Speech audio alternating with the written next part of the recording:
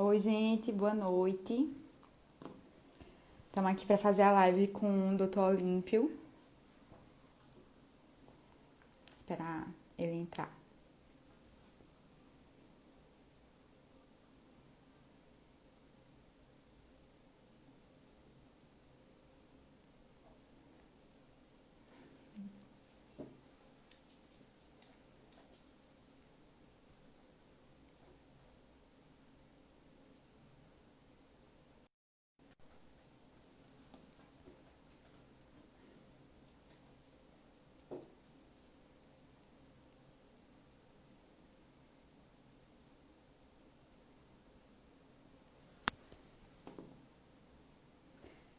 Estamos esperando o Olímpio chegar para poder começar, tá, gente?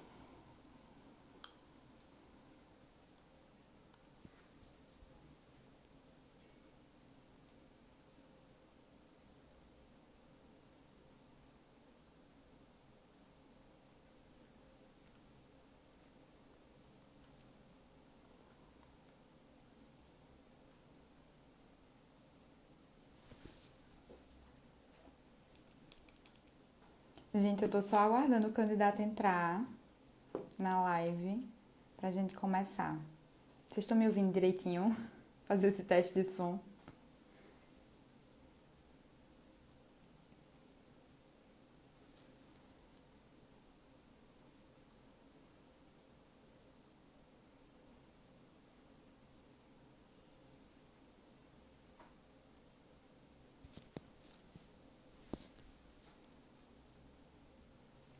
Valeu, Hélio.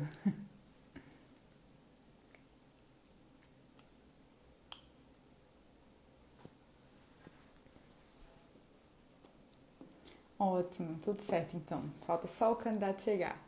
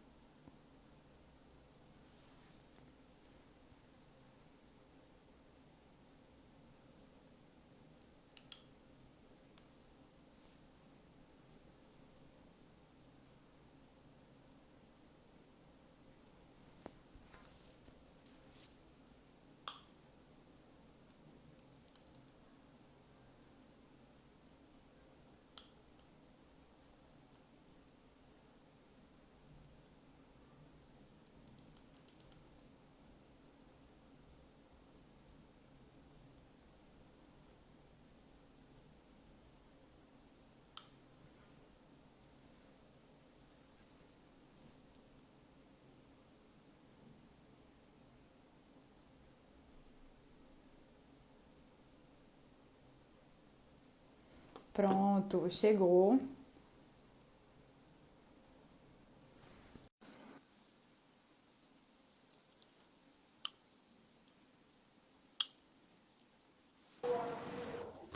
Boa noite. Boa noite, candidato. Tudo bom? Boa Tudo noite. bom? Deixa eu Meu nome é tentar posicionar o Letícia. celular. Boa noite, Letícia. Obrigado pelo convite. Obrigada a Eu você. nem me preparei direito aqui com o tripé, mas eu vou dar Não, um mas tem jeito. problema não, é só uma conversa. Beleza. Aqui dá um jeito. Deixa eu Vamos só não lá, cortar minha começar cabeça. então.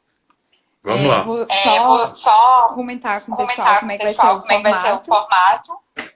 E aí Beleza. já vou soltar uma pergunta pro senhor. Uhum. A gente tem 33 minutos para fazer essa live. Foi o tempo que os outros candidatos tiveram também.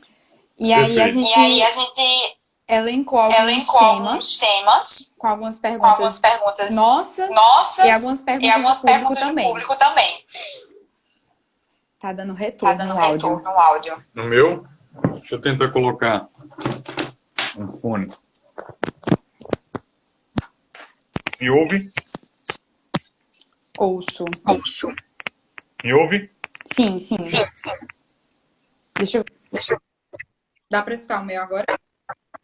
Agora pra mim que tá ruim. Calma, problemas técnicos, mas a gente vai ajeitar. Dá pra escutar? Eu lhe ouço bem. Né? Pra mim tá ótimo, tá tranquilo. Pronto, então vamos embora. É. A gente tá fazendo essa live com os candidatos para que vocês possam conversar com a gente diretamente com o eleitorado, né? A gente sabe que o público universitário são eleitores muito importantes e a gente quer trazer esse contato com os candidatos dentro do nosso curso. E aí a gente elencou alguns temas aqui. Eu vou fazendo as perguntas, à medida que o senhor vai respondendo, a gente vai vendo o que cabe ainda de tempo. Mas a primeira pergunta que eu quero fazer é em relação a como o senhor projeta Campina Grande daqui a 4 anos, caso o senhor seja eleito. Assim, como é que o senhor projeta essa gestão? Pois não, me desculpa, esqueci teu nome. Letícia. Letícia. Pois não, Letícia, veja, tanto eu quanto Sheila, minha querida candidata a vice-prefeita, que, como eu tenho sempre dito, será prefeita, como eu serei prefeito, porque nós prezamos pela absoluta paridade de gênero, né? Teremos, de fato, um governo municipal, uma administração municipal que prezará pela absoluta paridade de gênero. Nós pensamos que daqui a 4 anos Campina Grande estará muito mais diversa, Campina Grande estará muito mais diversificada, Campina Grande terá muito mais diversidade cultural, social, né, de maneira que a gente consiga, de fato, fazer com que as pessoas sejam incluídas na nossa cidade. Né? E eu falo, por exemplo, das minorias sociais. Né? Nós queremos fazer políticas públicas, de fato, voltadas à população LGBT, nós queremos, de fato, ter políticas públicas voltadas às minorias de raça, né, as pessoas negras, as mulheres negras, aos homens negros de Campina Grande. Nós queremos fazer com que Campina tenha mais diversidade do ponto de vista de respeito às políticas públicas de gênero, às mulheres, né, que apesar de não serem maioria em número, mas são não serem minoria em número, mas são minoria do ponto de vista social, do ponto de vista de serem alvo, obviamente, de preconceito, de menos oportunidades. Né? Nós queremos, vocês são do curso de Direito, então vocês sabem muito bem daquela historinha da isonomia, né? Do princípio da isonomia. Eu sou professor de Direito também, nunca tive a alegria de lecionar na Facisa, mas já lecionei na Estadual, lecionei na Unesc, lecionei também na própria CESREI, hoje leciono na Unici, em Sumé, né? Obviamente de forma remota. Pois bem, então, sobre isonomia, né? A ideia de que nós, por exemplo, que somos de classe média, partimos de um ponto na corrida social mais à frente daqueles que não são da nossa classe, né? E eu dizia hoje no debate da Arapuã que tenho plena consciência dos privilégios que tive, porque sou filho de um casal de médicos, né? Meu pai é clínico geral minha mãe é pediatra, né, ambos de Campina Grande, e eu tenho plena consciência de que tive mais chance de vencer na vida, como se diz no popular, porque tive esse background, né, como se diz, tive esse apoio no sentido de que nunca me faltou nada para comer, nunca me faltou nada para vestir, nunca me faltou absolutamente nada em termos de dignidade, né, para viver. Apesar de eu nunca ter recebido mesada, né, minha mãe sempre brinca muito comigo nesse ponto. Nunca te dei mesada, porque eu comecei a trabalhar cedo, né, minha família também é de comerciantes, e aí eu me lembro, inclusive, que a primeira vez que eu ganhei um dinheiro foram R$ 45, o salário mínimo era R$ 180, e eu acho que passei a semana trabalhando como atendente na loja da minha tia, na loja da minha família, que é administrada pela minha tia, Papelaria Rocha, e no final da semana ela me chamou e disse, olha, que o pagamento da semana, R$ 45, que é um quarto do salário mínimo. Eu, um molecote de 14, 15 anos, né, com R$ 45 no bolso, ali pelos anos 2000, 99, fiquei rico, né, fui para a praia no fim de semana curtir. E foi bem, depois comecei a dar aula de inglês, no CCAA, também aulas particulares, então eu sempre tive, apesar dos privilégios que reconheço que tive, o interesse de correr atrás, né, do meu próprio salário, das minhas próprias condições, e me mantive como professor durante a faculdade, né, para pagar, enfim, as festinhas, porque não tinha que, né, me preocupar com pagar nada em casa, né, então o dinheiro que eu ganhava era para me divertir.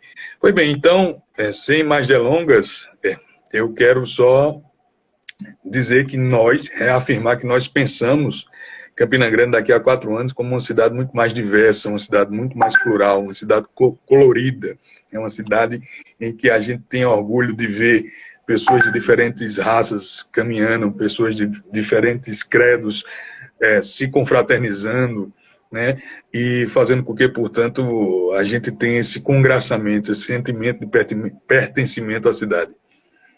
Ótimo, candidato.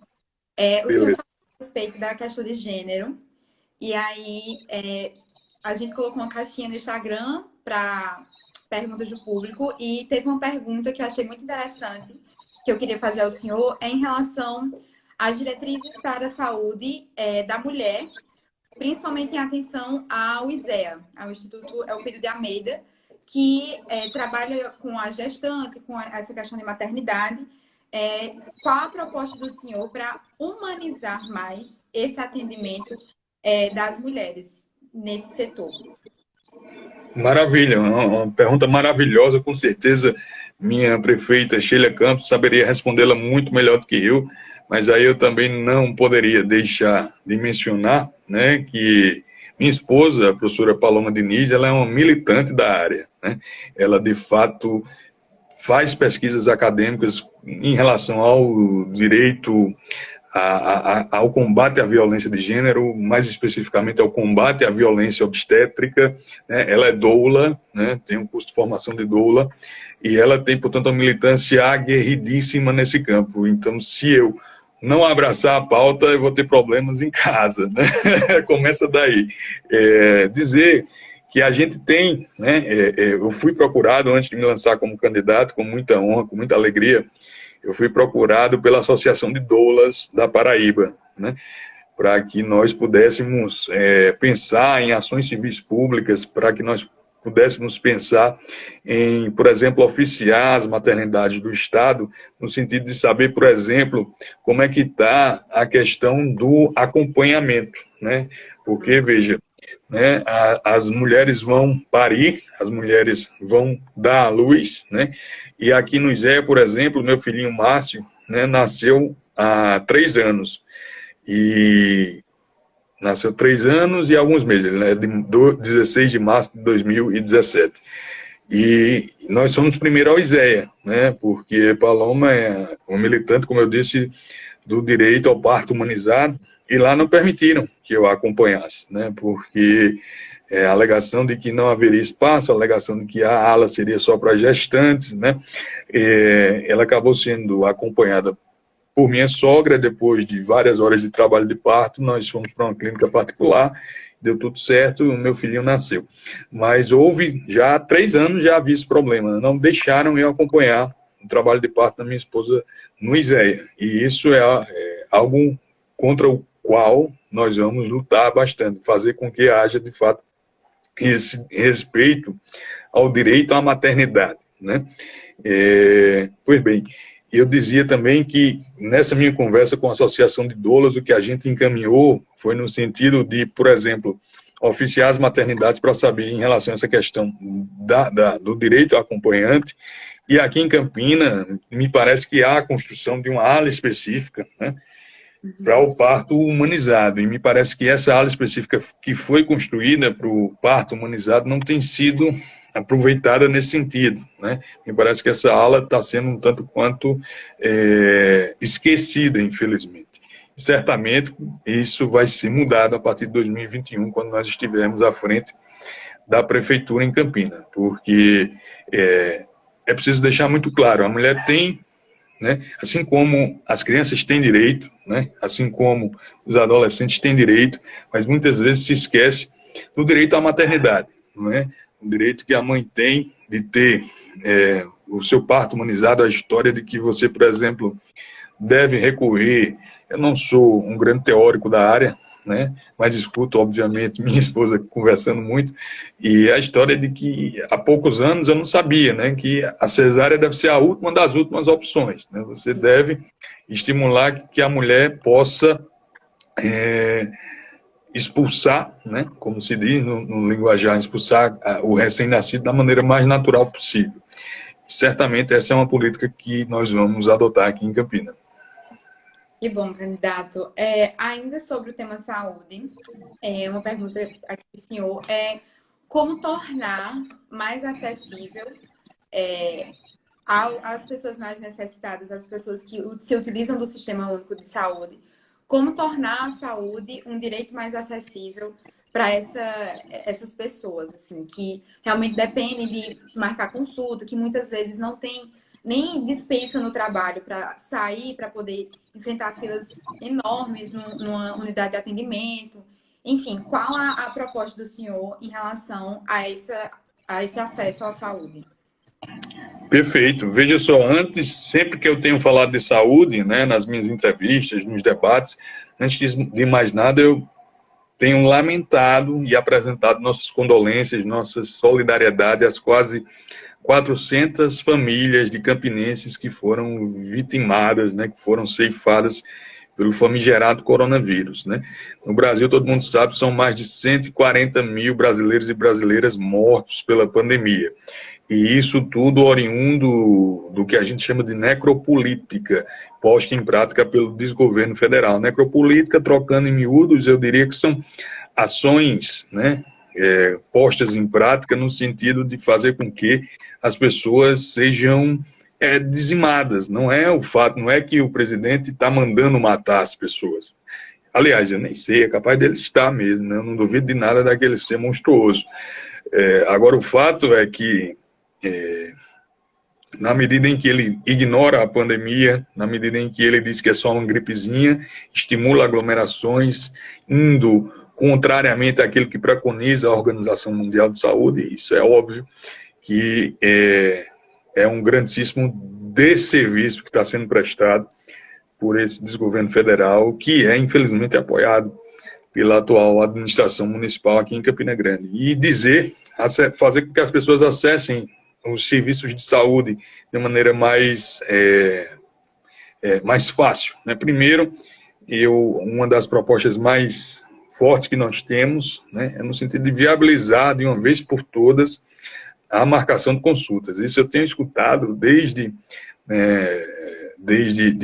o governo, acho que foi Cosete, no ano 2004, que bateu muito nessa tecla, e isso não foi nunca viabilizado, né?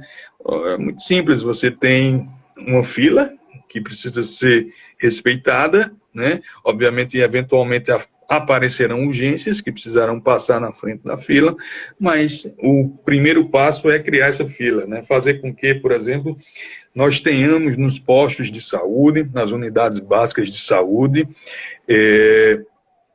não só profissionais médicos, odontólogos, né, dentistas, como também psicólogos, quiçá nutricionistas, né, pessoas que tenham atuação profissional na área de saúde como um todo, né, de maneira que as pessoas, principalmente dos bairros mais afastados, e quando eu falo em efetivar essas políticas públicas, você imagine sempre que nós vamos começar de onde mais precisa, né? Então, no distrito mais distante, um dos nossos 5 distritos, né? Um dos nossos 49 bairros mais distantes é onde a gente vai começar a atuar, né? Onde tiver mais isolado, onde tiver menos estado, né? Onde tiver menos presença do município, é onde a gente vai começar a atuar para fazer com que as pessoas recebam, de fato, a prestação desse serviço público de uma maneira eficaz, de uma maneira eficiente, né? Estimular, né? Que os médicos, que os profissionais de saúde possam se disponibilizar a irem a esses postos mais afastados, né? Buscar, inclusive, por que não, viabilizar a vinda de profissionais de outros países que se disponibilizem também a atender essas pessoas. Recentemente tivemos no programa Mais Médicos, inclusive, a presença de médicos cubanos que foram enxotados de forma grotesca do país pelo ex-presidente Bolsonaro. Então, eu penso que absolutamente é preciso incentivar que os profissionais da área de saúde vão aos rincões mais longínquos e atendam as pessoas, né? E pagá-los bem, pagá-los, remunerá-los de forma justa e sem atrasos, claro. É isso. Ótimo, candidato. Eu vou passar para o próximo tema, a respeito da educação.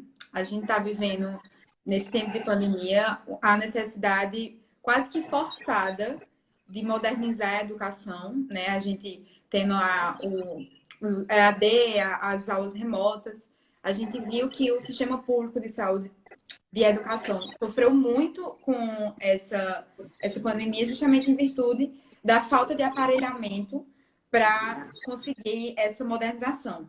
E aí eu queria saber qual a proposta do senhor para a educação, tendo em vista essa necessidade de se modernizar o sistema educacional e em relação à capacitação dos profissionais da educação para conseguir alcançar essa modernização. Pois não. Veja, antes de seguir, só cumprimentar aqui, eu estou vendo os nomezinhos subindo, né, na live, professor Alberto Jorge, professor John Nábio, né, companheiros queridos da docência que estão nos acompanhando, os demais eu não estou conseguindo ver, mas depois a gente vê direitinho quem é que está ao vivo e quem, obviamente, depois vai assistir nas redes que esse vídeo vai ficar disponível, né? Veja, sobre a educação, né, priorizar também, claro, a educação, né, dizer o seguinte, eu como advogado popular, né, vocês do curso de Direito, desde já fica o convite para que vocês conheçam a RENAP, que é a Rede Nacional de Advogadas e Advogados Populares, um coletivo, né, de causídicos e causídicas que atuam junto a movimentos sociais, que não é nada formal. Eu, né, enquanto advogado, nas reuniões que a gente tem com os companheiros e companheiras da RENAP, eu fico insistindo na tecla, a gente precisa formalizar, que a gente precisa criar, de fato, a associação, mas é um coletivo que é informal, mas que existe já há quase 30 anos. Quem fundou foi, por exemplo, meu querido companheiro de partido, já falecido, Plínio de Arruda Sampaio, ex-candidato a presidente da República, e nós atuamos na RENAP junto a movimentos sociais. E eu faço essa introdução, eu faço essa digressão para dizer, por exemplo, que no início dessa pandemia, nós, do Diretório Municipal do PSOL, ajuizamos, impetramos um mandato de segurança coletivo contra o prefeito municipal, contra o secretário de Educação, contra a senhora gerente regional de ensino, para garantir o fornecimento de merenda às nossas crianças, né, durante esse período de pandemia. A gente sabe que a segurança alimentar também é crucial no que toca à educação, não é? Então, quando essas crianças mais carentes vão à escola, elas vão à escola não só para estudar, como também para comer. Então, se não tem escola, não tem comida, elas ficam com fome. Nós ajuizamos esse mandado de segurança coletivo. A Defensoria Pública depois ajuizou a ACP, uma ação civil pública, e foi deferida a liminar no sentido de garantir que essas crianças recebessem em suas casas as cestas básicas com a alimentação. Infelizmente, a notícia que nos chega é que essa liminar não está sendo efetivamente cumprida. Quando recebem um kit básico, né? E nada que se pareça, de fato, com a cesta básica, como deveria ser, como foi definido pela Justiça, né? Eu sempre digo também o seguinte, olha, é preciso que a gente se empodere dessas ações coletivas. O judiciário não pode ser salvador de nada, mas se está na lei, né, o judiciário pode ajudar. Né? Se está na lei dizendo que as crianças têm que receber a merenda e o executivo não cumpre, a gente recorre ao judiciário. E muitas vezes a gente pensa que só o Ministério Público, só a Defensoria Pública tem, né, a atribuição, tem a competência para ajuizar essas ações coletivas. Não é bem assim. Nós, cidadãos e cidadãs, né, temos total possibilidade de ajuizar a ação popular. Não é? Aquela ação popular que vai discutir os princípios administrativos, lá esculpidos lá, principalmente no artigo 37 da Constituição, o famoso LIMP, né? Legalidade, impessoalidade, moralidade, publicidade, eficiência. A gente tem associações civis que têm legitimidade ativa para encabeçar uma ação civil pública, partidos políticos, como é o caso do meu partido, o PSOL, do qual eu sou presidente, também tem legitimidade para impetrar mandado de segurança coletiva. Então é preciso a gente lançar a mão desses instrumentos que nos são dados pela legislação. Além disso, minha cara, nós ajuizamos também mandado de segurança coletivo contra aquela famigerada lei do prefeito Romero Rodrigues, que queria impedir o uso dos banheiros públicos por pessoas com identidade de gênero diferente do seu sexo biológico. Então, imagine só, uma mulher trans não poderia entrar no banheiro feminino simplesmente porque o prefeito acha que ela não deveria entrar no banheiro feminino. Um homem trans não poderia entrar no banheiro masculino porque o prefeito acha que ele não deveria entrar no banheiro masculino. Então, nós do PSOL ajuizamos esse mandado de segurança coletivo também, isso reflete na educação, isso é um tema de educação, porque fala dos banheiros das escolas públicas. Além disso, nós ajuizamos uma ADI, uma ação direta de inconstitucionalidade. Vocês, como estudantes de direito, sabem que quem tem legitimidade para ADI no âmbito estadual é um partido que tenha representação na Assembleia. E nesse caso, o pessoal não tem representação na Assembleia, quem nos constituiu advogado e advogada, né, porque fomos um grupo de advogados e advogadas, foi o Partido dos Trabalhadores. O PT tem representação na Assembleia, deputado Anísio Maia, nós procuramos a direção estadual do PT, eles toparam a parada, nos constituíram causídicos, nós ajuizamos a ADI, está tramitando no Tribunal de Justiça da Paraíba, a Defensoria Pública pediu a habilitação como custos vulneráveis, né, e foi deferida a habilitação da Defensoria Pública como custos vulneráveis, ou seja, aquele fiscal dos vulneráveis, né, isso, né, foi um marco bastante importante, porque foi a primeira vez que isso aconteceu no âmbito estadual,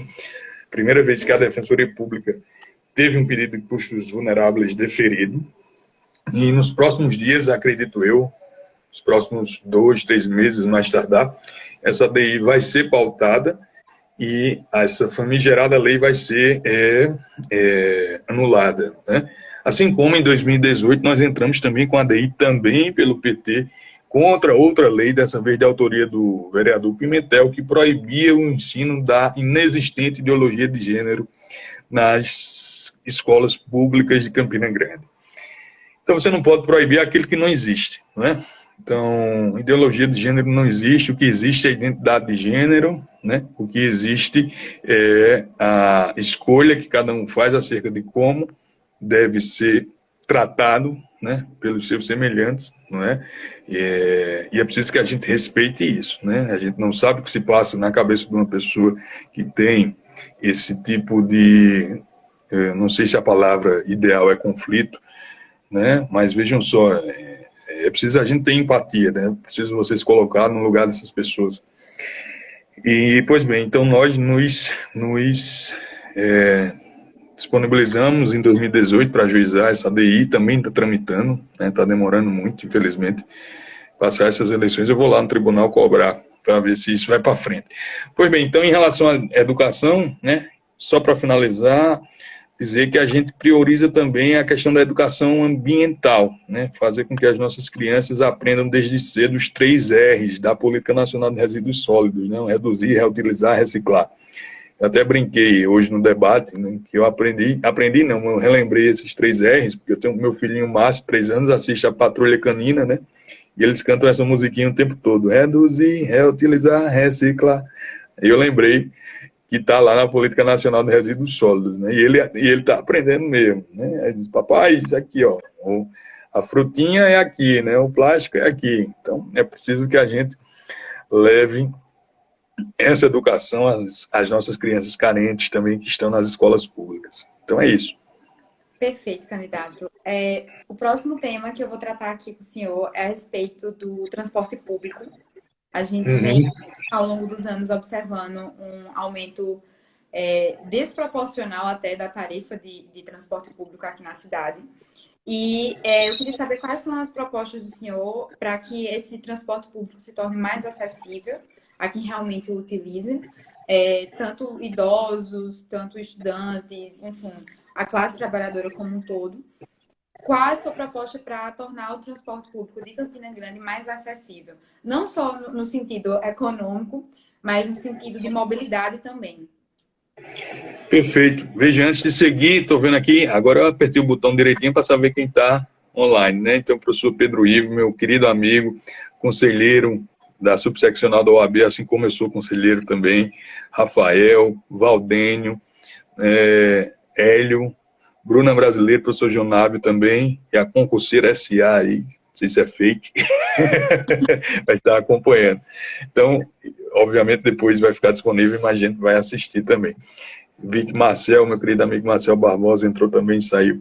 Enfim, sobre mobilidade urbana, esse é um tema que a mim me é muito caro também. Veja, as pessoas às vezes estão me ligando, tem opinião para tudo, né? Rapaz, você está falando muito em juridiquês, rapaz, você usou uma palavra muito popular. Eu digo, eu não sei, é para falar em juridiquês ou é para falar em popular? Né? Todo mundo tem uma opinião. Mas como nós estamos aqui no debate com estudantes de direito, eu acho que eu posso usar um pouquinho do juridiquês. E sobre esse tema, mobilidade... não aí, ela falou, Maria Costa, desculpa aí, Maria, não é fake não. Desculpa aí.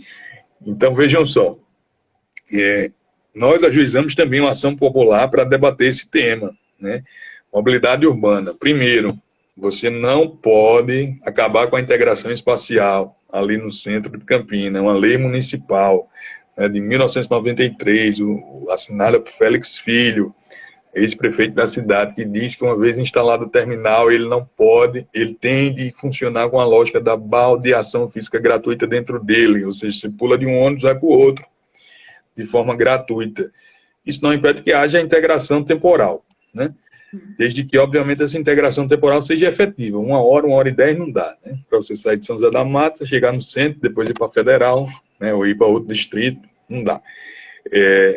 Mesmo que não houvesse essa lei municipal, do ponto de vista do direito constitucional, a gente tem um princípio da vedação ao retrocesso, né? Então, na medida em que você estabelece uma política pública que efetiva um direito social, você não pode retroceder, né? Sob pena de você violar uma norma constitucional, né? Um princípio constitucional, né? Como diria Alexi. Então, fora isso, nessa ação popular, né, que está tramitando numa das áreas de fazenda de Campina Grande, ainda está pendente de sentença, esperamos que a sentença seja procedente, obviamente, se não for, a gente recorre para o tribunal, o direito é assim mesmo. A gente pediu que fosse garantida a gratuidade aos idosos e idosas, né? Estatuto do idoso, é lei federal, você não pode obrigar o idoso e a idosa a enfrentar uma fila para fazer um cartãozinho, para poder só com esse cartãozinho subir no ônibus. O Estatuto do Idoso diz que basta você apresentar um documento com foto que comprove que você tem a idade. Pedimos também que fosse garantida a presença do cobrador, não é? Que absurdo, né? Você tem um motorista acumulando a função de cobrador, né? Não dá para prestar atenção em dirigir, trocar dinheiro, né?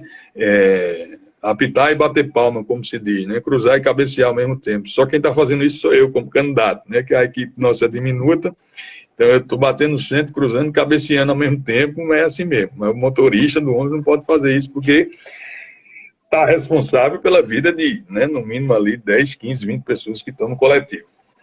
A gente pediu na época também a anulação do aumento da passagem de 2019, mas demorou tanto a ação que a gente já está em outubro de 2020, então como se diz no outubro ainda, né? Então, como se diz, tanta coisa na cabeça, não sei nem que dia é hoje, mano. Aí, então, como eu dizia, o que nós pedimos foi a anulação do aumento da passagem de 2019. Chegou em 2020, esse pedido não foi apreciado, ou seja, perdeu-se o objeto, como a gente diz no linguajar jurídico, mas a gente pediu a anulação daquele aumento porque ele foi dado por uma portaria do superintendente da STTP. E não pode, quem tem que dar o aumento é o prefeito, via decreto. Isso é muito simples, né? Existe uma lei municipal que trata da concessão dos serviços públicos, que diz isso muito claramente, você não pode delegar, e mesmo que pudesse delegar, não houve o ato de delegação. Direito, né? Direito é prazo e prova, como se diz. Né? Enfim, então e pedimos também nessa ação popular dano moral coletivo, no mínimo de 100 mil reais, porque a prefeitura estava colocando no ar propaganda dizendo que não ia mudar nada, que ia melhorar, e é claro que mudou, e é claro que piorou. Basta você perguntar a quem anda de ônibus para saber. Eu tenho meu veículo próprio, não precisa andar de ônibus, mas gosto. Eventualmente, no fim de semana, meu menino pede para a gente andar de ônibus, eu pego o ônibus, dou um circular, né? Desço ali no centro, vou visitar minha avó e volto para casa. Então, veja, mobilidade urbana, a priori, são esses pontos que eu gostaria de ressaltar. Há, obviamente, outros, por exemplo, incentivar o ciclismo, não é? E eu estou precisando, né? Eu estou acima do peso. O pessoal está falando que eu estou ofegando muito nas entrevistas, nos debates. Sedentário, é assim mesmo, mas eu vou melhorar. Eu vou tirar a esteira ali, desencostar a esteira e começar a usá-la. É isso. Vou me encaminhar para a última pergunta, a respeito da urbanização e infraestrutura. Aqui em Campinas a gente já tem quase que uma tradição na cidade de que todo ano eleitoral, faltando um mês para a eleição, que os prefeitos vão recapear as ruas, asfaltar a rua que ainda não é asfaltada, enfim, fazer projetos de urbanização que, na verdade, era para ser feito durante o mandato inteiro. E aí eu queria saber qual era a proposta do senhor para a questão de urbanização e infraestrutura da cidade. Pois esse é outro tema, né? Eu entrei com outra ação popular, né? Lá vem o doido da ação popular, vamos dizer aí. Mas dessa vez não foi nada coletivo, né? Foi na minha rua, né? Eu estava no início da pandemia, estava mais livre, eu digo, eu vou pesquisar aqui. E achei que, de fato, havia uma previsão expressa na Lei Orçamentária Anual 2017 para calçar a minha rua, que é a rua ali do Hemocentro, do posto de saúde do Catolé, e se você for lá, você vai ver que a rua é calçada até a metade, até a porta do meu condomínio. Depois ela não tem mais calçamento. Eu digo, rapaz, que sacanagem, né?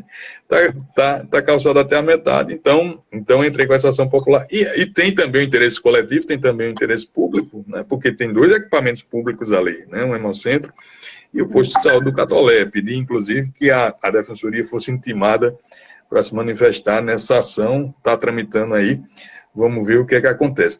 Mas, pois bem, você perguntava, então, sobre essa questão do recapeamento, né? Lamentável, né? É claro, é mais claro, né? Para usar também outra expressão do direito, de clareza solar, né? A intenção eleitoreira do prefeito na medida em que determina que haja esse recapeamento no período eleitoral, né? E eu não sou técnico, eu não sei se presta, se não presta, né? Mas parece só aquela coisa, né? Você está só raspando um pouquinho para botar a mão um pouquinho por cima, daqui a pouco já está caindo de novo. Então, é necessário, né, que a gente, de fato... Eu acho o seguinte, preciso primeiro você saber onde não tem, colocar onde não tem, para depois melhorar um pouquinho onde tem. Então... ver quais são as ruas, de fato, que não tem nenhum calçamento, ver quais são as ruas, de fato, que estão em piores condições, você priorizar o calçamento, o asfaltamento dessas artérias urbanas, e depois, eventualmente, você recapeia aquelas que já tem, né? Mas é preciso, né, igualar para depois melhorar. Então, essa vai ser também uma prioridade nossa. Pois bem, candidato, estamos chegando ao fim da nossa conversa. Quero externar meus agradecimentos em nome do DA pela participação do senhor aqui. A gente realmente pretende promover esse acesso aos candidatos pelos alunos, para que eles possam fazer uma escolha mais responsável e possam exercer a cidadania de uma maneira mais efetiva. Muito obrigada pelo convite, pela disponibilização do senhor de estar aqui participando com a gente. Espero que possamos nos encontrar mais vezes, o senhor que é do ramo jurídico, que Sim, possamos ter encontros. Boa sorte na sua caminhada. E é isso. Muito obrigada. eu que agradeço a vocês, né, alunos da FACIS, alunos do DA. Eu fui militante do Centro Acadêmico Sobral Pinto, né, que é parceiro de vocês, eu tenho certeza absoluta disso, da UEPB. Fui vice-presidente do Centro Acadêmico Sobral Pinto. No 5º ano, o pessoal disse, olha, vai ser presidente. Eu digo, vou nada, vou estudar para a OAB, senão se eu for militar e ser presidente do Centro Acadêmico, eu não vou passar nunca nessa prova. Então, eu saí no último ano, depois de ter sido vice-presidente, consegui me dedicar à OAB, passei e comecei a advogar. Né? Fui representante da FENED aqui no Nordeste, né? Federação Nacional dos Estudantes de Direito, isso lá em 2006, 2007. Fui para vários encontros, fui para o encontro da ENED, da ENED, né? Encontro Nacional dos Estudantes de Direito, fui para o ENED, em Campinas, com experiência maravilhosa. A gente ficou alojado na Flasco. E até sugiro que vocês procurem o que é a Flasco. É uma fábrica que é gerida pelos trabalhadores, né, em cooperativa. A gente ficou alojado lá dentro, né? Depois fui para o Ened em Maceió, fui para vários heredes aqui. Enfim, a militância estudantil foi algo que eu fiz com muito amor também. Então, eu quero agradecer a vocês e dizer que fico à disposição sempre que for chamado. Né? Pedir que todos votem 50, Olímpio e Sheila, não é? E Campina merece ser grande. Um abraço. Tchauzinho. Um abraço.